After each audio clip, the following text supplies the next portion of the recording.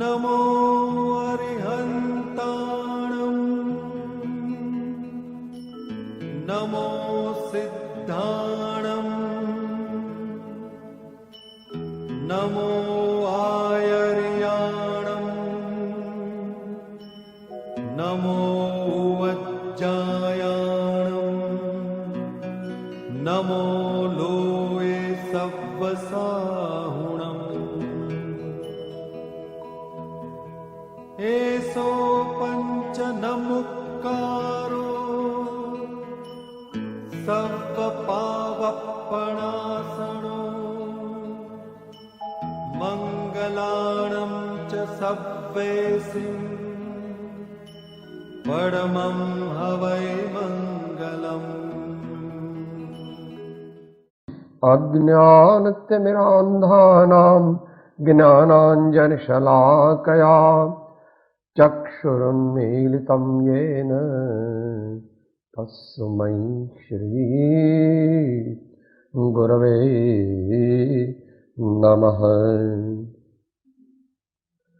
परात्परगुरवे नमः। परम्पराचार्यगुरवे नमः। परं गुरवे नमः।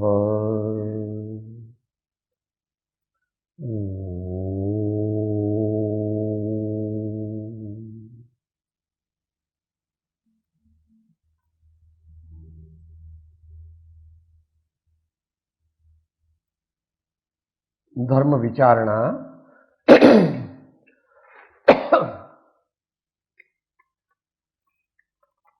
श्रीमद् राजचंद्र वचनामृत उपदेश छाया 9 पृष्ठ संख्या 701।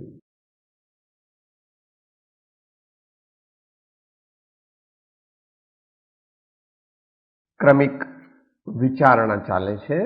छेल्ले मुद्दो આવ્યો હતો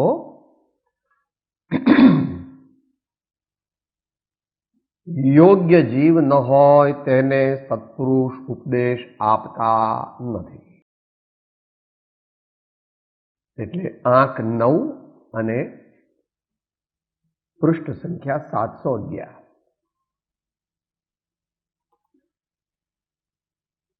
ઉપદેશ છાયા કેવી છે? એસોર્ટેડ બિસ્કિટ્સ આવે છે ને એવી છે। કોઈ એક વિષય નથી, ધ્યેય એક છે, આત્મકલ્યાણ, જીવન ઉન્નતિ। પણ એને માટે નાના બાળકને શું કરો ભાઈ?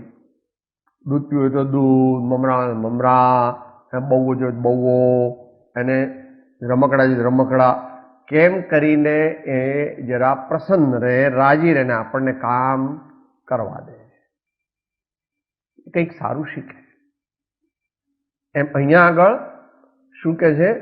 યોગ્ય જે ન હોય તેને સત્પુરુષ ઉપદેશ આપતા નથી। એટલે અહીંયા કઈ રીતે સમજવું કે જે વ્યક્તિગત ઉપદેશ છે તે અથવા જે વિશેષ ઉપદેશ છે તે જ્યારે જાહેર સભા હોય ત્યારે આપણે યોગ્ય અયોગ્યનો વિચાર ન કરી શકીએ। કારણ જાહેર સભા છે, કોણ પણ આવે ને ક્યારે આવે અને પાછા બેઠેલા ગમે ત્યારે જતા રહે। જે સામાન્ય ઉપદેશ જે છે એ તો દરેક જીવને માટે છે। એને લાગે કે ન લાગે એ વાત જુદી, કારણ કે દુનિયામાં 99% લોકો તો આવો ઉપદેશ કંઈ સાંભળતા જ નથી ને એમને કે એમાં રસ પણ નથી। પણ બીજા દેખાદેખીથી આવે છે, કુતૂહલથી આવે છે, કેટલાક પરીક્ષા કરવા આવે છે, કેટલાક પોતાના સંપ્રદાયની શી વાત ચાલે છે એ જાણવા આવે છે। મોટા ભાગે જગતમાં એવા જ જીવો હોય કે જેમને બહુ કંઈ આત્મકલ્યાણ કરવું નથી, પણ ઠીક છે ચલો ને પાસ ટાઈમ, હવે આમે ઘરડા થયા, છોકરાઓ ઘરમાં કહે છે કે હવે બાપુ બાપાજી તમારી કઈ જરૂર નથી, તોય પણ ઉંમરલાયક માણસોને હક વળતું નથી, કારણ કે સંસ્કાર પાડ્યા નથી સારા। બધું છાતીએ બાંધી રાખ્યું છે અને સાસુએ જૂડો અને રસોડું સમજી લેવું, ભાઈઓએ પેઢી અને ફેક્ટરી અને ઇન્કમટેક્સની ફાઇલો અને આ બધી એસેટ સમજી લેવી. સામાન્ય વ્યવસ્થા કરી લીધી પછી only advisory capacity, no direct involvement in day to day affairs. પ્રયત્ન કરીને જો જગતના કાર્યો બંધ ન કરવામાં આવે તો જગતના કાર્યો તો એવા છે કે વધતા જ જાય, વધતા જ જાય, વધતા જ જાય. સંસારનો સ્વભાવ જ એવો છે. સંસરથી આત્માને ભૂલી અને પરભાવમાં અને પર કાર્યોમાં, પર પ્રવૃત્તિમાં વહ્યા જવું એ સંસારનો ક્રમ છે, સંસારનો સ્વભાવ છે. પણ આવું અંતર શ્રદ્ધાન મહાપુરુષોના સમાગમ વિના અથવા કોઈ મહાસંસ્કારી જીવ હોય તો જ્ઞાની પુરુષોની અનુભવવાણીનો યોગ થાય ત્યારે જ આંખ ઉઘડે છે, નહીં તો ઉઘડતી નથી. આ આપણા બધાની ઓટોબાયોગ્રાફી છે. કહીએ પણ છીએ ભગવાનને. શું કહો છો? હું અંતરમાં થઈ રાજી ખેલ્યો છું અવળી બાજે, અવળી સવળી કરનારા તારી કરુણાનો કોઈ પાર નથી. અવળી સવળી કરનારા તારી કરુણાનો કોઈ પાર નથી. પણ આપણે તો ગઈએ છીએ. હો, આપણો આત્મા બોલતો નથી. આવું કે સાહેબ હવે ઠીક મારા ભાઈ, આ આટલા કરોડો રૂપિયા ભેગા કર્યા, કોની મહેનત, કોની બુદ્ધિ, કોનું પ્લાનિંગ, કોનું એડમિનિસ્ટ્રેશન. મનમાંથી પેલું ભૂત જતું નથી કે આ તો થવાનું હતું તે થયું, પુણ્યનો યોગ એટલે થયું, હું તો નિમિત્ત માત્ર હતો.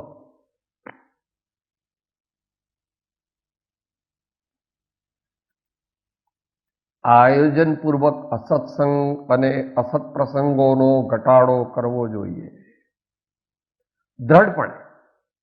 ભલે એનો ક્રમ ધીમે ધીમે લો. અમારા ઘરમાં બધા માંદા છે તો પછી મારે એમની સેવા કરવી જ જોઈએ ને. હા અને ના બંને.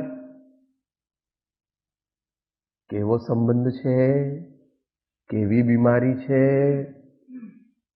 બીજા કોઈ કરનારા છે કે નહીં, આપણી કેટલી જરૂર છે, એ બધું વિચારીને કરવું જોઈએ. એનો એક જવાબ નથી. જ્યાં જ્યાં જે યોગ્ય છે ત્યાં સમજવું છે. મુમુક્ષુની જવાબદારી માત્ર ફર્સ્ટ બ્લડ રિલેશન પૂરતી છે. મધ્યમ કક્ષા વટાવી છે, મધ્યમ કક્ષામાં આવી ગયો છે તે મુમુક્ષુ. શાળાને, બનેવીને, મામાને, કાકાને, ફોઈને, ફુવાને, માસી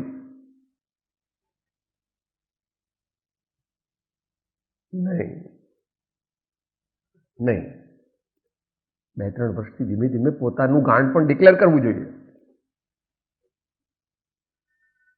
એવું જ આપણું વર્તન હોય કે જેથી લોકો જાણી લે કે આ તો બેકાર છે, આ તો બેકાર છે, આમ અક્કલ નથી, અવ્યવહારુ છે. દુનિયાના ડાયાઓને ભગવાન મળતા નથી. દુનિયવી ડાયાઓને પરમાત્મા દર્શન થતું નથી. કારણ કે દુનિયવી ડાયાઓ તો છેલ્લા શ્વાસ સુધી પર વસ્તુમાં મૂંઝાયેલા જ રહે છે. જેની કૃપાળુદેવ સ્વીપિંગ નિષેધ કરે છે. પર વસ્તુમાં નહીં મૂંઝવો એની દયા મુજને રહી. કેટલાય જણના લગ્ન કરાવી આપું, કેટલાય જણનું બધું ગોઠવી આપું, કેટલા બધાના લગ્નમાં મારે જવું પડે, બધાના મરણમાં મારે જવું પડે, બધાના બેસમાં મારે જવું પડે. એમ જ ચાલવાનું, ચાલે રાખ.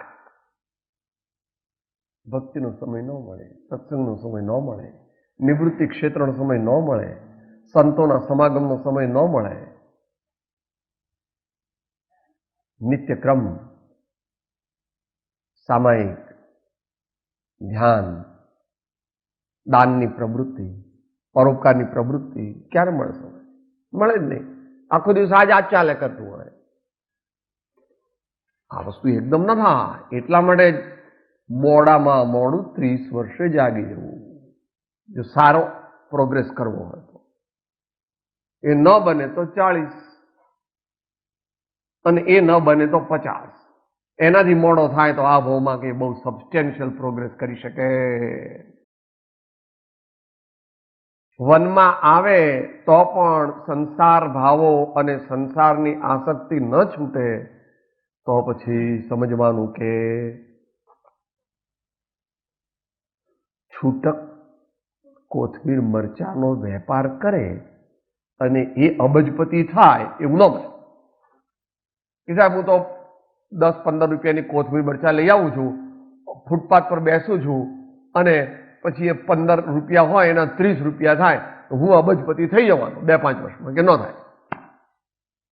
હા, પછી એ છૂટક વેપાર છોડી દે અને પછી જથ્થાબંધ વેપાર કરે ને એવી મોટી કોઈની એજન્સી મળે, એ બધી વાત જુદી છે.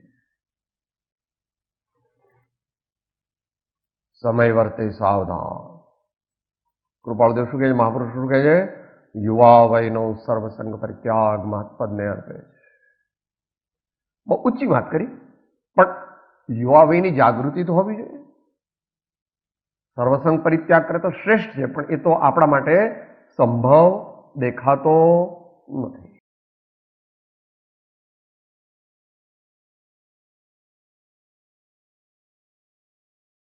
ગઈ વખતે જે છેલ્લો મુદ્દો આવ્યો હતો, સત્પુરુષ કરતા મુમુક્ષુનો ત્યાગ વૈરાગ્ય વધી જવો જોઈએ.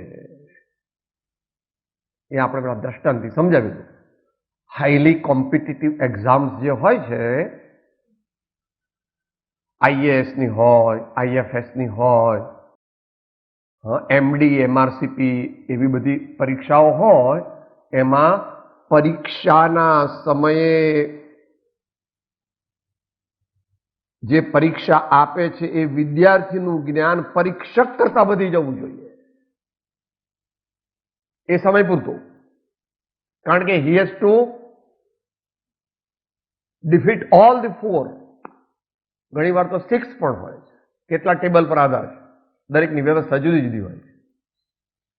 એવા જવાબ આપે કે પછી એ લોકો સાંભળતા નથી. એ બધી વાત થઈ ગઈ ગઈ વખતે. આપણને જે આવડતું હોય ને એ લોકો સાંભળવા તૈયાર નથી હોતા, કારણ કે એ તો શું શોધવા બેઠા છે કે તમને શું નથી આવડતું. કારણ કે એમને તો 8 જણને પાસ 92 ને નપાસ કરવા છે, એ નક્કી જ છે. તો 92 નપાસ કરો એટલે આટલું ના આવડે એટલે ડી મૂકી દે. ડી એટલે શું કે એ બી સી ડી. ડી હોય એનો વિચાર જ નહીં કરવાનો, પછી એમ રીકન્સિડર નહીં કરવાનું. મુમુક્ષુઓએ જાગૃત થઈ વૈરાગ્ય વધારવો જોઈએ. આપણે શું કરીએ છીએ? પહેલા તો મુમુક્ષુ સામાન્ય કોટીના છીએ.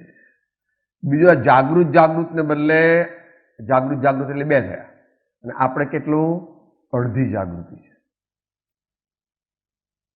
અડધો વત્તા અડધો વત્તા અડધો વત્તા અડધો, એમ 4 અડધા ભેગા થાય તો 2 થાય. એમાં આપણો કેટલો છે? હોય તો દરેકે પોતાના ભાવ તપાસવા, પોતાનું જીવન જાગૃત.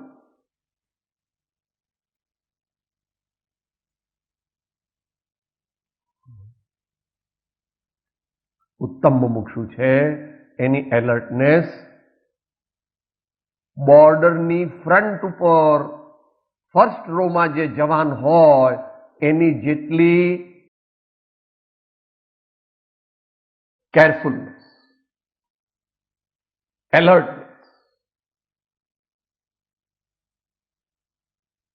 પણ જમવા જાય ત્યારે તો ન ચાલે. જમવા નહીં જવાનું. બહુ જ ભૂખ લાગે તો પાછળ પેલું બ્રેડ હોય, જરાક ખાઈ લેવાનું માટે નજર તો આમ જ હોય.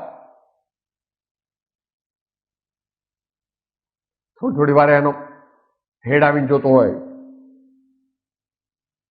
ટેલિસ્કોપથી જોતો હોય કે કોઈ પણ જાતની હિલચાલ દેખાય છે, કોઈ રાઉન્ડ ધ ક્લોક. પછી પોતાની જ્યારે ડ્યુટી પૂરી થઈ જાય ત્યારે જુદી વાત છે, હેવી ડ્યુટી. મોહરૂપી રાજાને મારવો હોય તો ઘણા જ પ્રકારનો ઉદ્યમ, ઘણા જ પ્રકારનો જાગૃતિ, ઘણા જ પ્રકારની પ્રબુદ્ધતા અને પ્રમાણિકતા જોઈએ. ત્યાં બહુ જોકું તો આવી જાય ને વળી, તમે હું વળી આવું બોલો છો, જોકું તો આવી જાય, જોકું આવી જાય તો ગયો. એવું તમે કહો છો કે ના, ભગવાન મહાવીર સ્વામી કહે, ગૌતમ સ્વામીને સમયમ ગોયમ માપમાય. હે ગૌતમ, એક સમય પણ પ્રમાદ કરતો મોટા પુરુષ છે, ત્રિલોકનાથ છે. એટલે એમની ભાષા પણ એવી હોય, એમનો બોધ પણ એવો હોય. કારણ કે સામે જીલનાર કોણ છે? 4 જ્ઞાનના ધણી બેઠા છે. આદિગુરુ ગૌતમ સ્વામી બેઠા છે શિષ્ય તરીકે. જાગૃત થઈ વૈરાગ્ય વધારવો જોઈએ. ત્યારે મેં મીઠું બંધ કરી દીધું છે. એ સારું છે, પણ એટલું મીઠું બંધ કરીને પછી 10 જણને કહે કે મેં મીઠું બંધ કર્યું, હું મીઠું નથી ખાતો, હું મીઠું નથી ખાતો, એ કહેવા માટે કહ્યું છે. અને એક મીઠું બંધ કરે તો ચાલે? મીઠાની લાલસા બંધ કરવાની છે. મીઠું બંધ કરીને માળા તો જપે છે મીઠાની. મીઠું તાગ્યું નથી. તારો ભાવ પ્રશંસનીય છે. એવી 1-2 વસ્તુ છોડે કઈ આત્મત્વ પ્રાપ્તિ થાય નહીં. સમજણપૂર્વક તેની મમતા છોડવી જોઈએ, અને તે મમતા છોડવા માટે એ ભૂમિકામાં પરમાત્મા સાથે પોતાનો નાતો જોડવો જોઈએ. સદગુરુ સંતો સાથે પોતાનો નાતો જોડવો જોઈએ. આપણે નિષેધાત્મક સાધના કરીએ પણ વિધેયાત્મક કરતા નથી.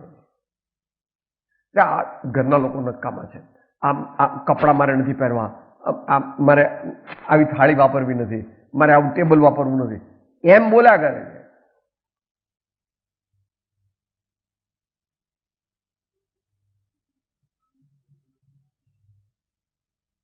મારે સંભાવ રાખવો છે.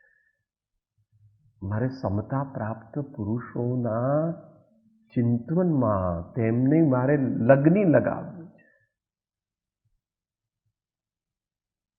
મારે પ્રભુની લગ્ની લગાવવી, મારે સદગુરુની લગ્ની લગાવવી, મારે ભગવાનની વાણીની, સંતોની વાણીની લગ્ની લગાવવી છે. બંને સાધના હોવી જોઈએ. નેગેટિવ સાધના પણ હોવી જોઈએ અને પોઝિટિવ સાધના પણ હોવી જોઈએ. એકલી હોય તો ન ચાલે, એકલી હોય તો ખોટી સમજવી. કોઈ કે હું મારી દુકાનમાં કાયમ સમાધિમાં જ રહું છું, કે ભાઈ એ તારી કક્ષાની, તારી કલ્પનાની સમાધિ છે. દુકાનમાં ઊંચી કક્ષાની સમાધિ ન લાગે. દુકાનમાં કારણ કે એવું રહ્યા જ કરે, જરાક હા કોણ આવ્યું, ઊંચી કક્ષાની સમાધિ ન લાગે. સમાધિ લાગી શકે પણ એ કક્ષાની લાગી શકે. શું એ પ્રમાણે દરેક વસ્તુ બાબતમાં સમજવું, દરેક બાબતમાં સમજવું. એનું વિજ્ઞાન મોટું છે. સજેશન આવ્યું છે, કોક વાર વળી વધારે એવા મુમુક્ષુ હશે ત્યારે વિચારીશું. દ્રવ્ય અને ભાવનો સંબંધ છે. દ્રવ્ય અને ભાવનો સંબંધ છે એ શાસ્ત્રીય વિષય છે. આગળના મુમુક્ષુઓને ઉપકારી છે. સત્પુરુષનું એક પણ વચન સાંભળી પોતાને વિશે દોષો હોવા માટે બહુ જ ખેદ રાખશે અને દોષ ઘટાડશે, ત્યારે જ ગુણ પ્રગટશે.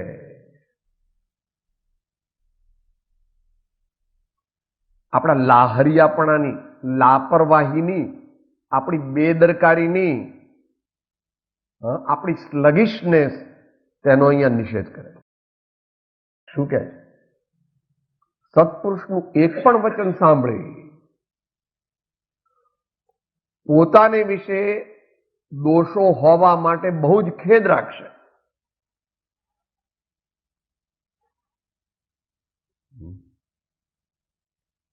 ભર્તૃહરિ કહે છે, મોટા સંન્યાસી હતા, મોટા ત્યાગી હતા. વચનામૃત એનાથી ચાલુ થાય છે. ભોગે રોગ ભયમ કરીને વચનામૃત એનાથી ચાલુ થાય છે. બીજાનો હિમાલય જેટલો દોષ આપણે રહી જેટલો જાણવો, અને આપણો રહી જેટલો દોષ થયો હિમાલય મોટો કરીને જાણવો. આપણે એનાથી ઊંધું ચાલે.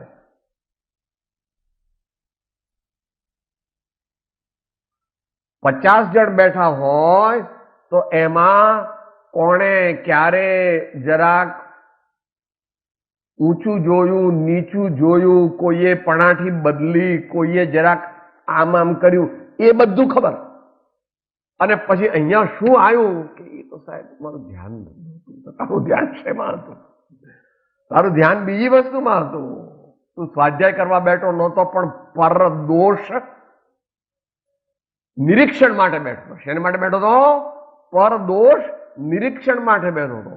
તો જે જેનું નિરીક્ષણ કરે એ એને પ્રાપ્ત થાય એવું ભગવાન કહે છે. જે વારંવાર જેનું નિરીક્ષણ કરે એ વસ્તુ એને પ્રાપ્ત થાય. માટે ભગવાન જ્ઞાનીઓ શું કહે છે? સત્પુરુષો સામે અને ભગવાન સામે ટીકી ટીકીને જોવું અને તેમના અલૌકિક ગુણો, તેનું ચિંતન, અહોભાવ અને ભક્તિ લાવવી.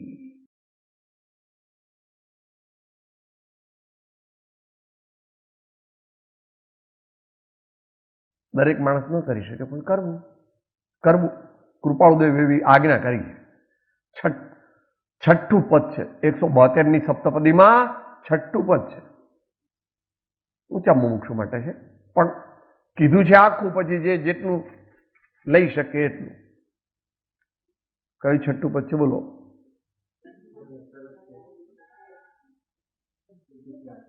તેમની મન, વચન, કાયાની પ્રત્યેક ચેષ્ટાના અદ્ભુત રહસ્યો ફરી ફરી નિધિધ્યાસન કરવા.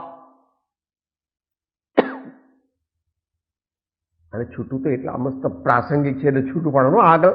આગળ સંકળાયેલું છે, પાછળ સંકળાયેલું છે. આ તો સાંકળ ચાલે છે, પણ અત્યારે આ મણકા વિશે વાત કરવી છે. એટલે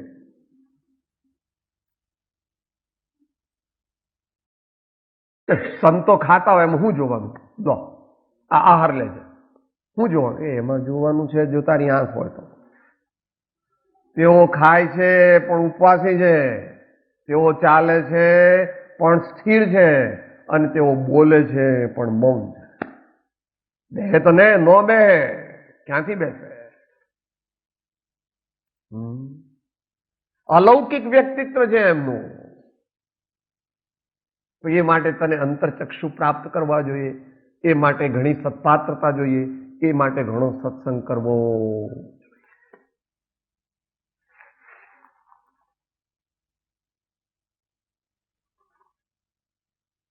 ઘણો જ ખેદ રાખશે આપણને તો આપણા દોષોનું કંઈ બહુ પડી કે સાહેબ હોતો હોય અત્યારે આવું જ હોય ને સાહેબ, અત્યારે તો આવું જ હોય ને. શું? બેનો દોષ કાઢે સાહેબ, કાળ એવો છે ને એટલે મારે આવું થાય છે. અને બીજું સાહેબ આ તો આપણે કંઈ આપણે ગૃહસ્થ એટલે આવું જ હોય ને.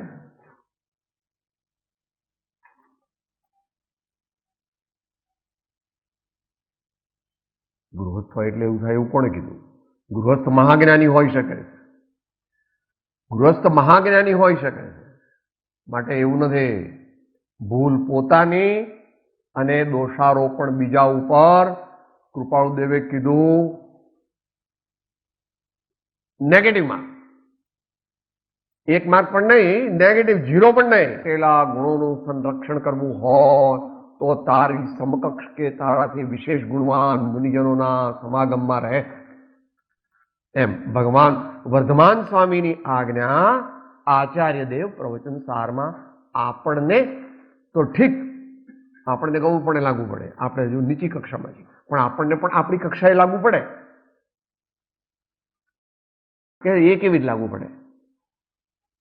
મુનિને મહાવ્રત, મુનિ પૂર્ણ અહિંસા પાળે તો આપણે હિંસા કરવાની?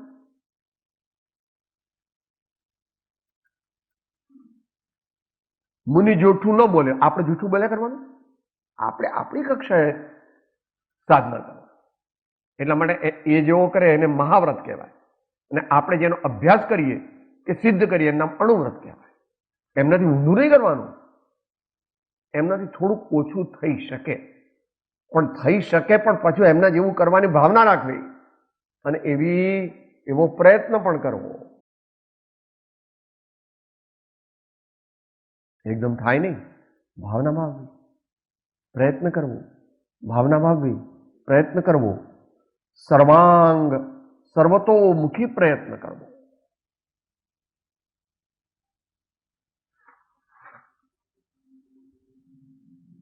તો ગુણ પ્રગટાવવાનો ઉપાય કીધો અહીંયા. સત્સંગ સમાગમની જરૂર છે. બાકી સત્પુરુષ તો જેમ એક વટે માર્ગો બીજા વટે માર્ગોને રસ્તો બતાવી ચાલ્યો જાય છે તેમ બતાવી ચાલ્યા જાય છે. બે શબ્દ મૂક્યા છે, એમાં થોડુંક રહસ્ય છે. સત્સંગ શબ્દ મૂકીને ફરી પાછળ શું મૂક્યું? વાંચો, શું મૂક્યું? સમાગમ. સમ વત્તા આ વત્તા ગમ.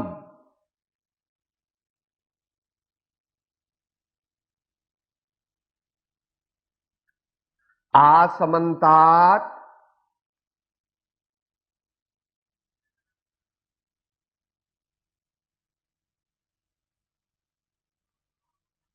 સમ્યક રૂપેણ. સત્સમાગમ શબ્દ છે ને, આ સંબંધાત એટલે ચારે બાજુથી. સમ શબ્દ સૂચવે છે રૂડે પ્રકારે, પ્રશંસનીય રીતે, અને ગમ શબ્દના બંને અર્થ છે. ગમ ગમેતી ટુ ગો એન્ડ ગમ ગમ્યતે ટુ નો. તો સમાગમ ક્યારે કર્યો કહેવાય? ચારે બાજુથી. એટલે મન, વચન, કાયાની પ્રત્યેક ચેષ્ટા સમાગમ.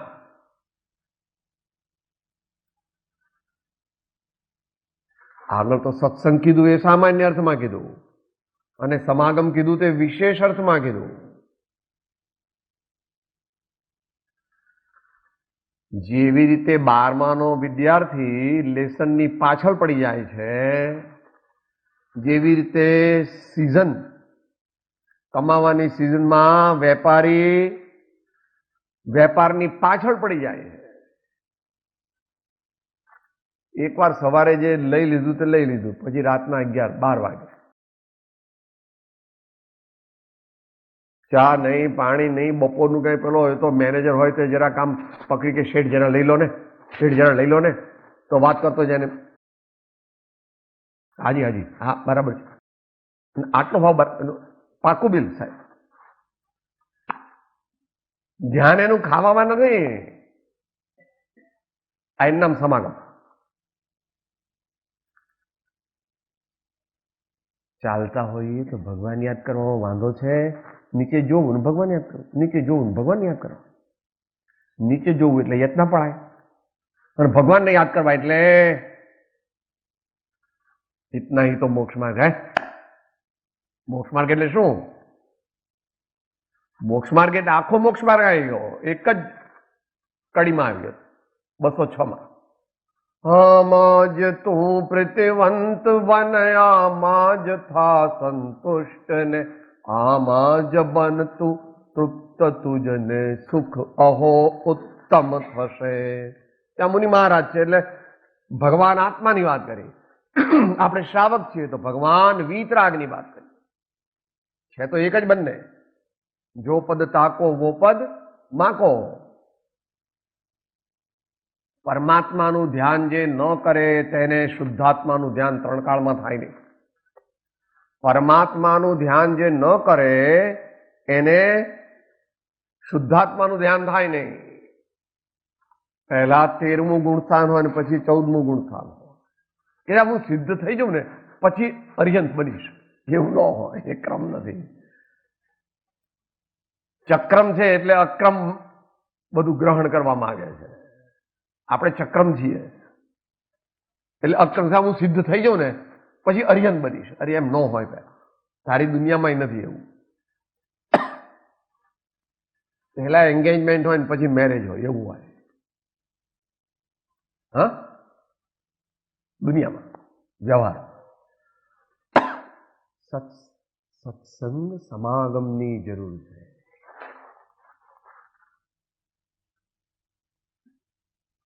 મોટો વિષય છે, અત્યારે લેતા નથી, પણ એને 609ના માધ્યમથી સમજી લેવો. પત્રાંક 609ના માધ્યમથી એને સમજવો. એમાં ઘણો વિસ્તાર કરેલો છે, પણ મુખ્ય મુદ્દા જે છે યાદ રાખ અને ફરી ફરી પ્રયોગ કરવાના. એ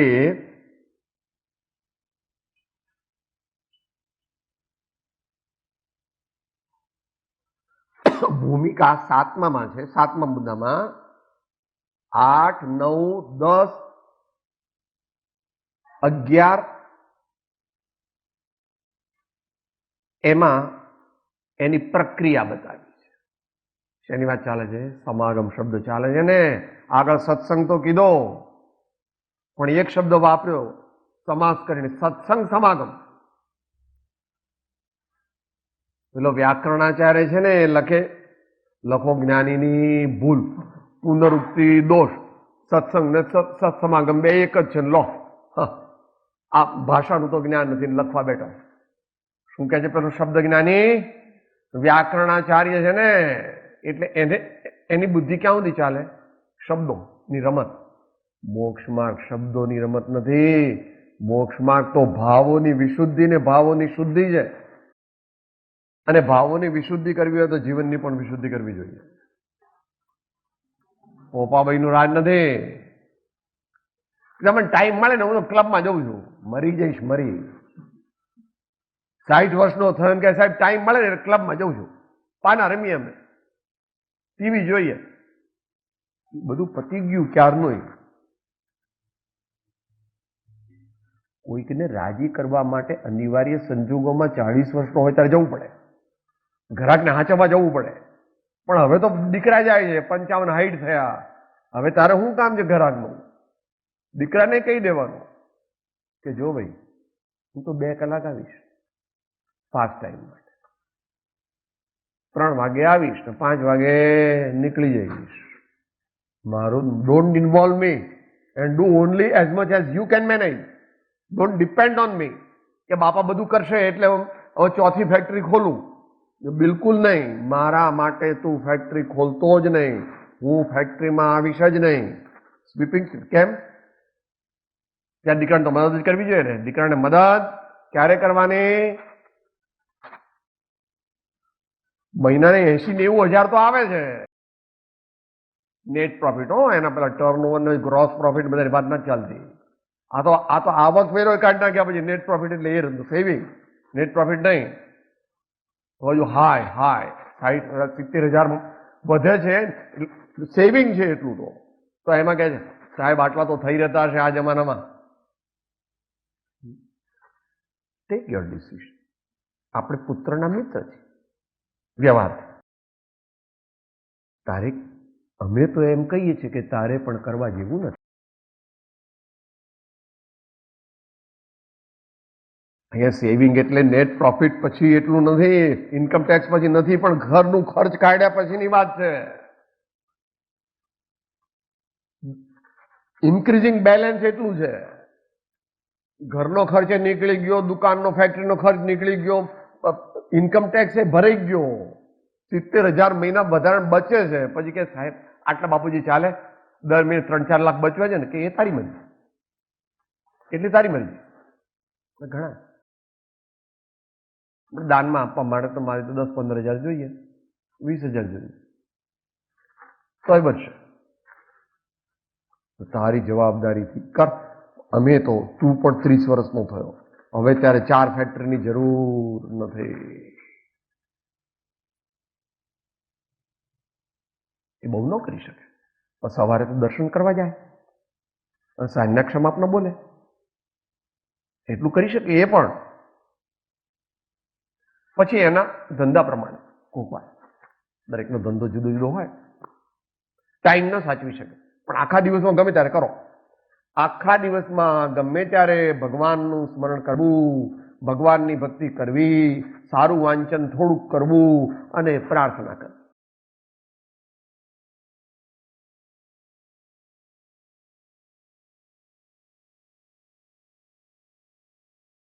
માટે સત્સંગ સમાગમની જરૂર છે. એટલે કહેવા માંગે છે નિશ્ચય અને આશ્રય. નિશ્ચય અને આશ્રય, એમાં આશ્રયની મુખ્યતા છે. અહીંયા સત્સંગને ઓળખીએ પછી આશ્રય નથી કરતા, કારણ કે અંદરમાં હાલમ ડોલમ છે. જ્યાં શંકા ત્યાં ગણ સંતાપ, જ્ઞાન તહા શંકા નહીં તાપ. પ્રભુ ભક્તિ ત્યાં ઉત્તમ જ્ઞાન, પ્રભુ મેળવવા ગુરુ ભગવાન. સંશયાત્મકનું કામ નથી, ન મળે હાલતો થા કે જેમ એનું આગમ પ્રમાણ ક્યાં છે કે આગમમાં તો અનેક જગ્યાએ છે, પણ આપણે તો વચનામૃતનું માધ્યમ લો તોય આત્મજ્ઞાન થતા પહેલા 254માં છેલ્લો મુદ્દો કયો?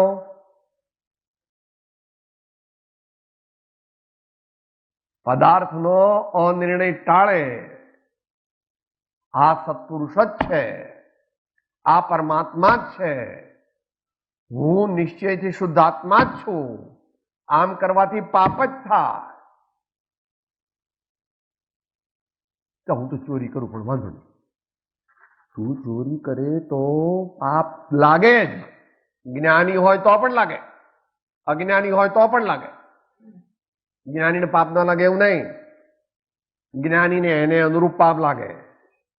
આ પોપાબાઈનું રાજ નથી કે સાહેબ તમને પાપ લાગશે, જ્ઞાનીને તો પાપ હોય જ નહીં.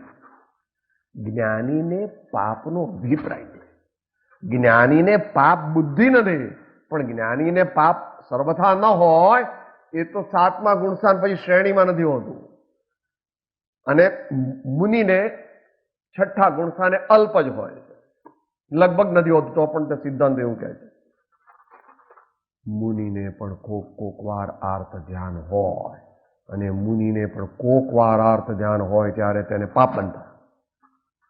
આ તો જેને સિદ્ધાંત જાણવું હોય એને માટે, દરેક માટે નથી. મુનિ તો નિષ્પાપ છે, પરમ પવિત્ર છે, પરમ પૂજ્ય છે, પણ સિદ્ધાંત જે છે તે સિદ્ધાંતની રીતે સમજવો જોઈએ. માટે જ્ઞાની હોય એને પાપ લાગે જ નહીં એવું નથી.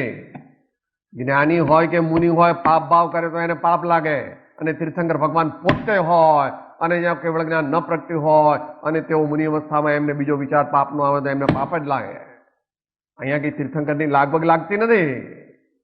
એ તીર્થંકરની લાગવગ લાગે, ઢીલા પડી ગયા કે સાહેબ મને પાપ લાગે તો એવું ન ચાલે. પરમાર્થમાં કોઈની પણ લાગબગ લાગતી. આટલું અહીંયા સમાગમનું સમજવું પ્રભુ. નિશ્ચય અને આશ્રય. નિશ્ચય કરવો જોઈએ કે આ સત્પુરુષના સમાગમથી મને અપૂર્વ લાભ થશે, પણ એટલો નિશ્ચય ક્યારે કર્યો કે ભાઈ?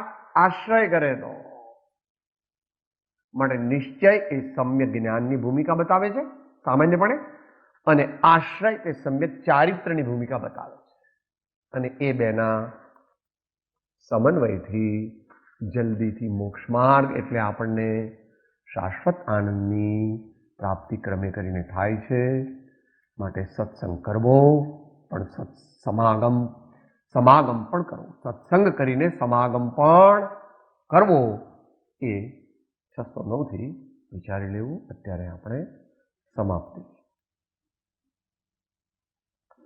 દેહ છતાં જેની દશા વર્તે દેહાતે, તે જ્ઞાને ના ચરણમાં હો વંદન. સદગુરુ પરમ કૃપાળુ ત્રિલોકના સબ સંતન કે જય. આનંદ.